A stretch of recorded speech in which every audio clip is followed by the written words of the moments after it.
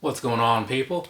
So I was originally going to just do these two reviews today, but then I got to thinking and I had some other Asics shoes. I'm like, you know what, may as well just knock them all out right now, right?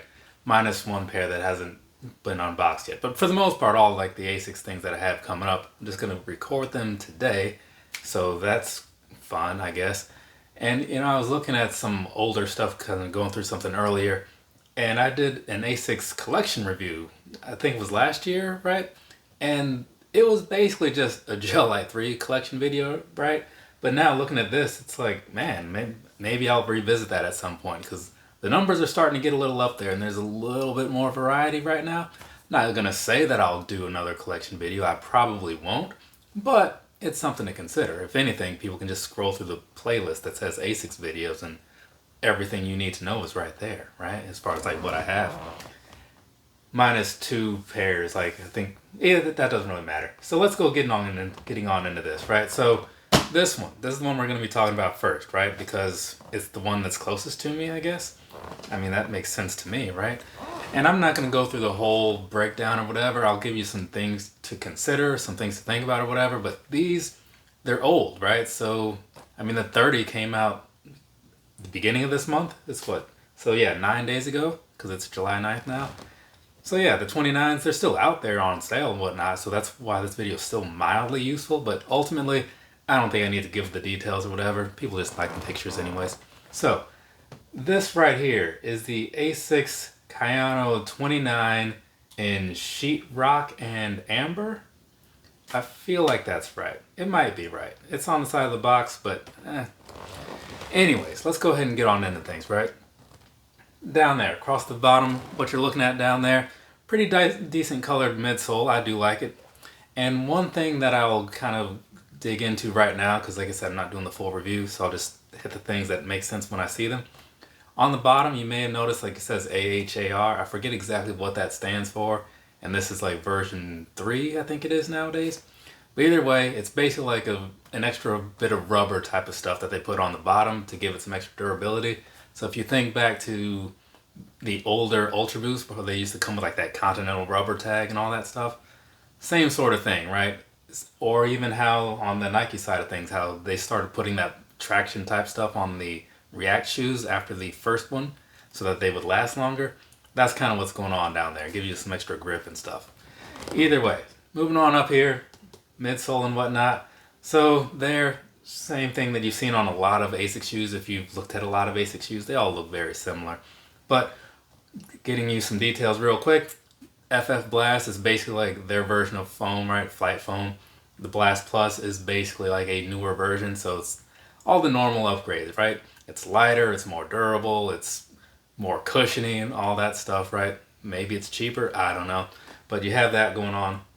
And also one thing that you can't quite see going on here, because it's on the inside, you do also have like the, what's that, truss? The light truss going on. So that's supposed to be like more like for like the arch section of your foot or whatever. So it kind of just flexes and all that, depending on whatever you're doing in the moment, to kind of just help your foot be more comfortable and more efficient movements, all that stuff. A lot of buzzwords on there. But yeah, seems interesting. And also one last thing, right? You see on the inside over here, IGS. So that's going to be, I forget, Impact Guidance System. That's what that is, right? So it's basically like a little suite of different technologies all working together to make your foot do whatever it's supposed to do for whatever sport you're doing, which in this case would be running. So all the little pictures and animations made it look pretty cool and helpful. So there's that. Moving along.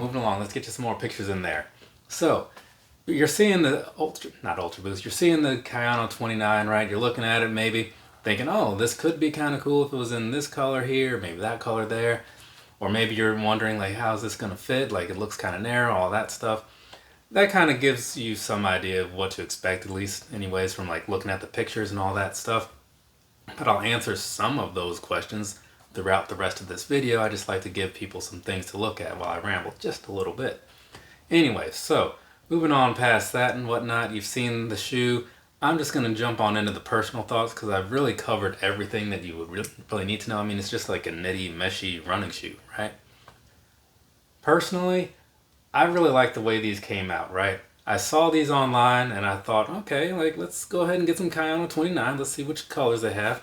And this one jumped out like pretty quickly. I mean, the light showed it too, but this one, because I like the black and yellow sort of thing, it's not quite yellow, it's amber, sure, but either way, I went with it. And when they arrived, I was like, okay, now this is looking pretty all right. And part of the reason I picked these up is because my mom and I were going out to San Diego for Comic-Con in a little while. I think that's next week. So I wanted something new for that and something comfortable. So I thought I'd go with Asics because I don't think we've done Asics yet, at least as far as like the new shoes to go out there every year.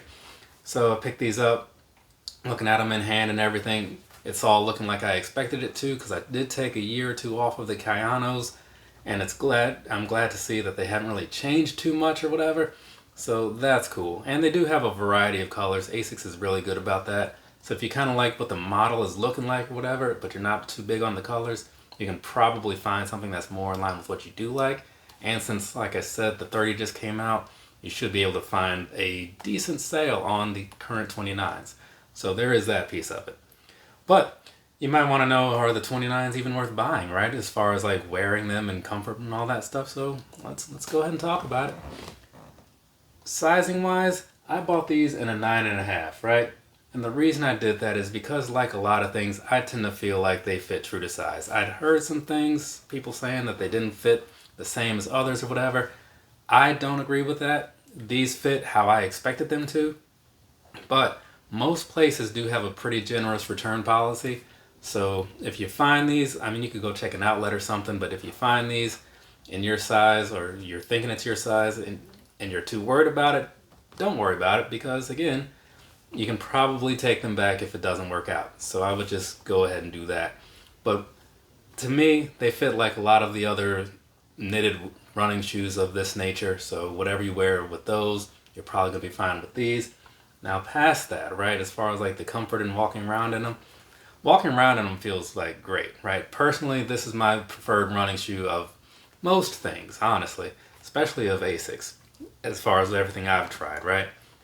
But the one thing I will say is, like, if you're not running, you're not gonna notice all that stuff, right? So as far as walking in them, they're probably on par with a lot of other things that are similarly or lower priced.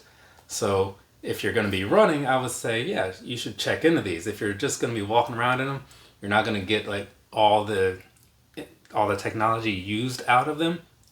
So in that case, maybe dial it back a notch and, you know, go with something cheaper. But if the sales are where the sales probably are in my mind, yeah, I'd just go with these because they're overall better. And they do have a really nice feeling upper. It holds your feet in all the right places, at least to me, right? So I like that. And they look pretty cool. They're pretty breathable and everything. So I would say this is definitely one of the better options, especially given like this time of year. So take that for what it's worth and do whatever makes sense to you. But if it was me, which it is in this case, yeah, I'm a fan. So there's that. But I'm going to go ahead, move on from this because I got to talk about mom's pair and all that good stuff, and then 3 other pairs. So from me to you, have a nice rest of your day or rest of your night, whatever it is, wherever you are. Like I just said, I got some stuff to do, so I'm going to do it. Later, people.